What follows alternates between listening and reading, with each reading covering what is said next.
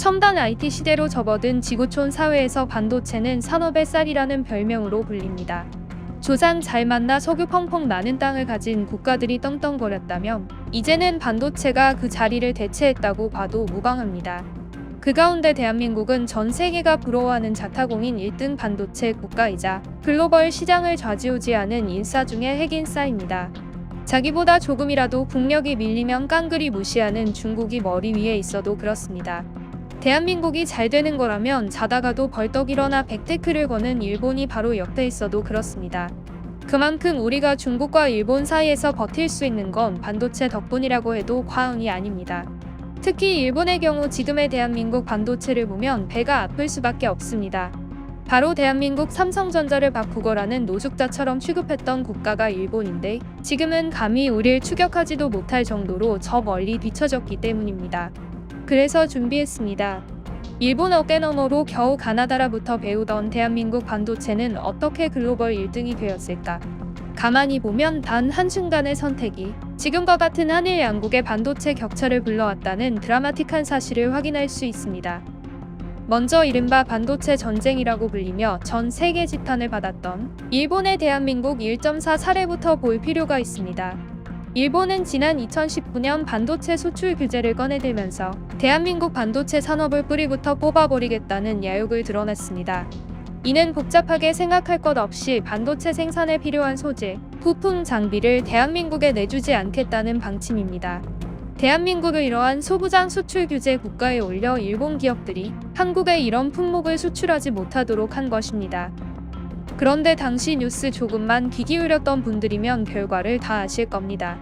대한민국 으뜸 기업이자 전 세계 메모리 반도체를 양분하는 삼성전자와 SK하이닉스는 일본산 소재와 부품 대신 다른 나라 국가들로 수입처를 다각화하겠다는 새로운 목표에 나섰습니다. 그 사이 대한민국은 정부 차원에서 중소기업을 중심으로 반도체 소재와 부품 국산화에 열을 올렸습니다. 그러자 일본의 야욕은 한낱 낮은 술수에 불과한 것으로 판명되었고 오히려 전 세계 최대 고객처인 삼성전자, SK하이닉스라는 고객을 잃어버린 일본 기업들만 울상지으며 자신들 정부에 이러한 수출 규제를 풀어달라는 목소리를 내놓기에 이르렀습니다. 대한민국 반도체를 쑥대밭으로 만들려던 일본의 속내는 뻔합니다. 자신들한테 겨우겨우 사정하며 배우던 대한민국 반도체가 이제는 명실공히 전 세계 핵인싸가 되었기 때문입니다. 실제로 반도체 시장 조사기관인 IC인사이트에 따르면 1995년엔 글로벌 반도체 매출 순위 10위 안에 무려 4개의 일본 회사가 포함되어 있었습니다. 구체적으로는 1위 미국 인텔, 2위 일본 NEC, 3위 일본 도시바, 4위 일본 히타치 제작소, 5위 모토로라였습니다.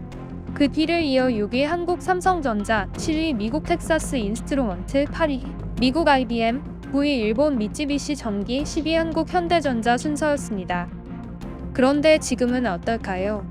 해당 조사에 따르면 2021년 기준 글로벌 반도체 매출 순위는 1위 삼성전자, 2위 인텔, 3위 TSMC, 4위 SK하이닉스, 5위 마이크론, 6위 퀄컴, 7위 엔비디아, 8위 브로드컴, 9위 미디어텍, 10위 텍사스 인스트루먼트로 집계됐습니다. 여기서 중요한 포인트 하나는 바로 일본이 사라졌다는 겁니다. 앞서 말씀드린 1995년 글로벌 반도체 매출 순위에는 일본 기업이 4곳이나 있었습니다. 그런데 2021년 기준으로는 단 한 곳의 일본 회사도 이름을 올리지 못했습니다. 그 사이 한국과 대만의 위상이 올라갔고 일본 기업들이 빠진 자리에는 실리콘밸리의 첨단 기술로 무장한 새로운 미국 기업이 얼굴을 내밀었습니다. 이것이 바로 명확한 사실로 드러나는 일본 반도체 산업의 현 주소이자 과거의 영광을 이어가지 못한 일본의 몰락입니다. 반성의 목소리는 일본 전문가들 사이에서도 나왔습니다. 과거 일본 반도체 기업 히타치의 기술자로 불리는 유노가미 다카시 미세가공연구소 소장은 자국 언론에 낸 기고문에서 일본은 반도체 부활을 원하면 한국에서 배워야 한다라고 목소리를 높였습니다. 다카시 소장은 자신이 쓴 일본 반도체 패전이라는 책에서도 일본 기업은 세계 시장의 빠른 흐름에 대처하지 못하고 결국은 한국에 밀렸으며 삼성전자는 기술력을 확보하면서도 단가를 낮추기 위해 장비와 부품을 여러 나라에서 발품 팔아 공수한 반면에 일본은 폐쇄적으로 모든 장비와 부품을 국내에서 생산하겠다고 고집을 부려 지금과 같은 대역전극이 일어났다라고 꼬집었습니다. 이 전문가의 목소리는 시사하는 바가 있습니다. 당시 일본은 자신들의 경제력을 과시하며 내수에 집중한 반면 우리나라는 삼성전자를 필두로 반도체 기업들이 전 세계 시장을 바라보며 하나된 리더십 아래 모든 집중력을 말 그대로 반도체 생산 그 자체에 갈아 넣었습니다. 그 결과가 쌓이고 쌓이다가 결국 판 자체가 지금처럼 뒤바뀌어 버린 겁니다. 상황이 이쯤 되니 일본이 대한민국 반도체를 그토록 시기하는 이유도 단번에 알 수 있습니다. 그것은 바로 일종의 불안감입니다. 일본의 반도체 불안감은 이미 저무는 나라로 지목되는 가운데 다시 한번 일본의 영광을 가져가 보겠다는 뜻인데 어째 결과는 신통치 않습니다. 실제로 한때 전 세계 경제를 좌우했던 일본의 엄청난 경제적 성장에는 반도체와 전자로 대비되는 산업이 있었으며 그때의 일본은 글로벌 경제를 호령했습니다. 그랬던 일본이 이제는 대만 반도체 파운드리 회사 TSMC의 공장 건설을 지원하면서까지 끌어들여서라도 한국과 반도체 격차를 줄여보겠다고 하고 있는 모습은 아이러니할 수밖에 없습니다.